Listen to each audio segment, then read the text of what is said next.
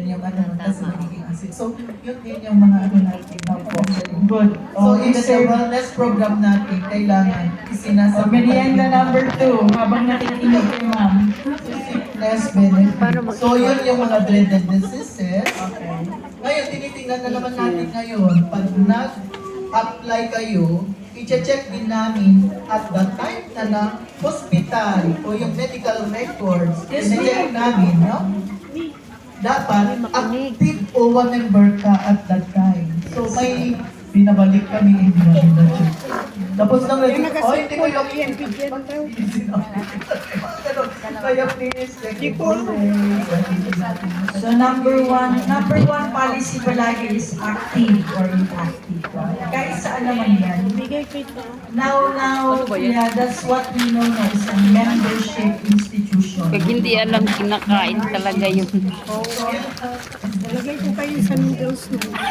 Okay po. So, sinasabi nyo na ganyan. And then, okay, so Pero, sir, kasi na nakalagay dito is 20,000. Pero, ito ay para sa mga pero kasi ang rate, ang kasi dito is from 5,000 to 20,000. So, ina-evaluate din yung papers at pinapadala namin. So, binibigay na from relationship who will be the one who will be Ako taga ito. Sa mana? wala, narabang ko. Once na na-evaluate na ng doktor yung no? Wala na kayo ito. Pangayo. No? next, Silang namigay. Silang So eto pa yung isa, Skills for Employment Scholarship Program. In case na nagbakasyon kayo doon at meron pa kayong oras, kasi minsan po, mga 1 month nandun kayo, pwede kayong mag-apply. Or kung hindi kayo, pwede rin yung anak nyo not more than 24 years old.